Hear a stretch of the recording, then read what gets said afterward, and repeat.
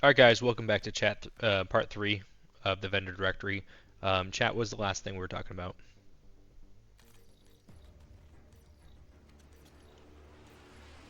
Last time we were diving into the pricing and tier structure for your vendors, and we talked about how that would translate into monthly revenue based on different tiers and the number of vendors. We also touched on how to market both the directory and the vendors themselves. So now we can pick up from there and explore any new aspects or dive deeper into the next steps. Let me know what you'd like to tackle next. Realistically, the list we made earlier, how many vendors are on that list?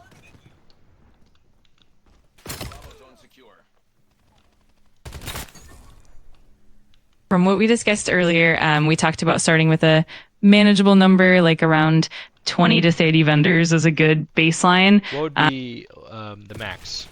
The list we made earlier in the other chat. Like if I had every single real estate vendor.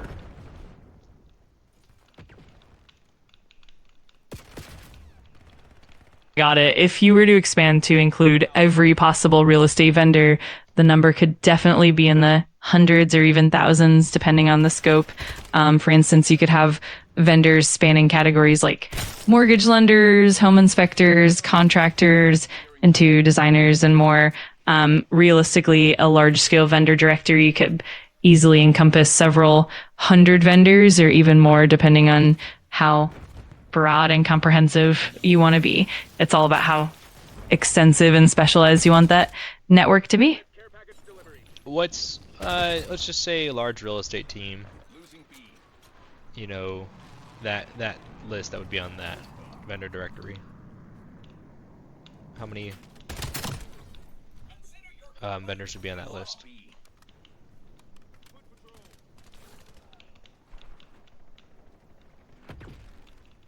For a large real estate team, the vendor directory would typically include a broad range of essential services. Generally, you'd have around 50 to 100 vendors, depending on how comprehensive you want to be.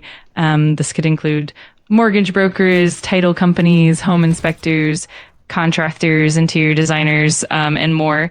The exact number can vary based on the team's size and the range of services they want to offer their clients, but generally having a robust network of about 50 to 100 vendors is pretty common. You want to say 75 to be safe?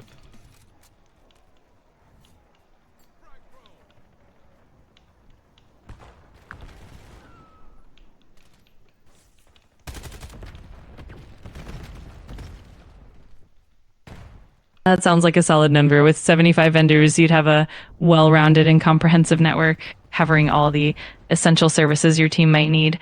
It also gives you a good balance of variety and quality, ensuring that your team and clients So then have. let's do 75, and let's say each vendor is on a different pay plan.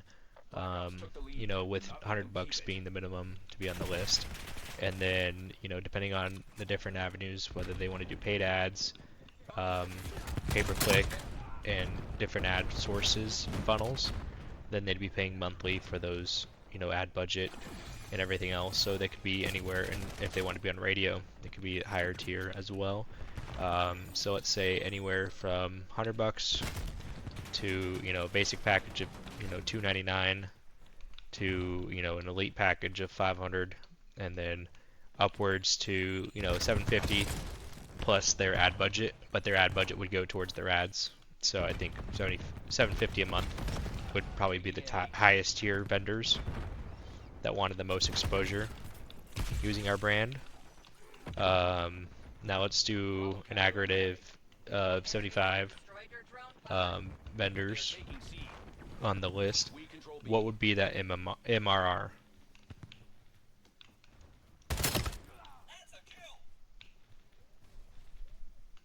Absolutely. Let's break that down. If we consider the tiers you mentioned, basic tier 100 per month, mid tier $299 per month, elite tier $500 per month, top tier $750 per month. Let's assume a distribution. For example, let's say 30 vendors at the basic tier, 30 times $100 is 3,000 MRR. 20 vendors at the mid tier, 20 times 299, $86,980 MRR. 15 vendors at the elite tier, 15 times 500, E7500 MRR, 10 vendors at the top tier, 10 times 750, E7500 MRR. Adding those up, 3,000 plus 5,980 plus 7,500 plus 7,500 equals $23,980 MRR. So with 75 vendors and that in distribution, you'd be looking at around $24,000 in monthly recurring revenue. It's annual.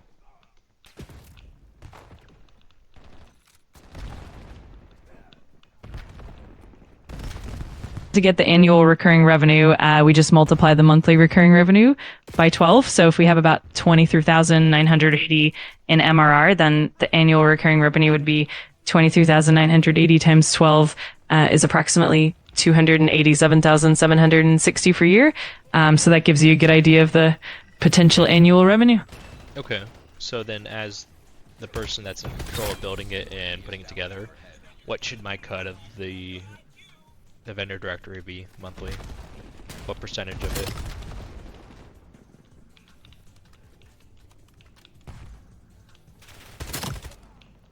That really depends on the value you're providing and the level of involvement and maintaining and growing the directory. Typically, people in your position might take anywhere from 20 to 50% of the net revenue, depending on how much you're involved in the day-to-day operations, the initial setup, and the ongoing marketing and support. For instance, if you're heavily involved in building and maintaining the platform, taking around 30 to 40% might be fair. If your role is more hands-off, you could be looking at a smaller percentage. Ultimately, it's about finding a balance that reflects your contribution and ensures the vendor directory remains profitable and sustainable. I have all the upfront work.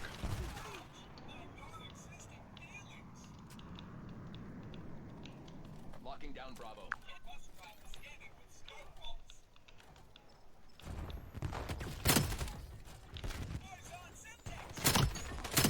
Got it. In that case, since you've done the heavy lifting up front, it makes sense to secure a larger share of the revenue.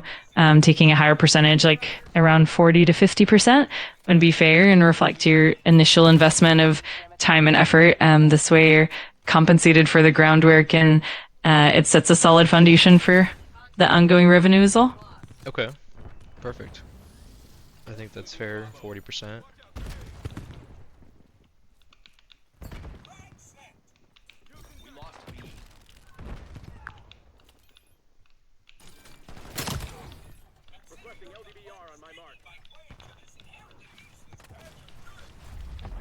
That sounds like a great plan. It definitely reflects your initial efforts and sets you up well for ongoing success. If you need any help refining the details or exploring other aspects of the directory, just let me know. Do we basically have it built? Like the game plan? Are we missing anything?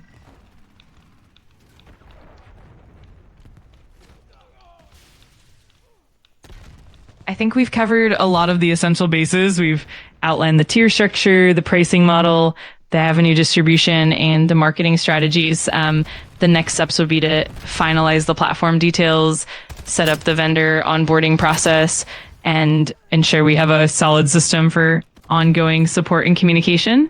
Once everything's in place, we can definitely launch and start building traction. If there are any specific areas you want to dive deeper into or any other features to add, we can absolutely do that. Okay, so now would be a presentation and a funnel to get vendors to sign up to inquire to learn more. Securing B.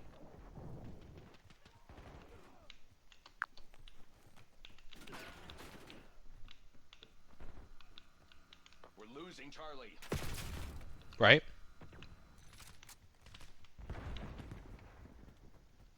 The next steps would be to create a presentation, right, chat? Hostile dog active. Okay. Yeah, that would be the next steps. I think chat's broken. So yeah, that's part 3. I think I'm happy with doing a different style video where I'm actually building a system and thinking about how to do everything and working on it to make it better. This is all live brainstorm coming up with ideas and, perfecting ideas and getting chat's opinion, thinking, what's good, what's not good. So I think this is a very good brainstorm while playing Call of Duty. Hopefully we can get this. Oh, we lost. Okay, so that's the end of the video. So chat's broken, so I'm gonna go fix that, but that'll be fine. So I think I'm pretty good with the vendor directory. I think the only thing now, I just have to create a sales presentation and a marketing way to pick up vendors, and the onboarding, and train the team of how to run the system. I think everything else, chat's recommended 40%. I think 25% is fair, because I'm going to be heavy up front with networking with the vendors, getting them to agree, and then training the team, and then the team will do about 75% of the work afterwards. And so I think 25% is fair to manage and build. So that's the end of the vendor directory. So I don't know when this will be posted, but this will be a 3-part series, just on vendor directory and my thought process and how I'm going to build it. Thanks.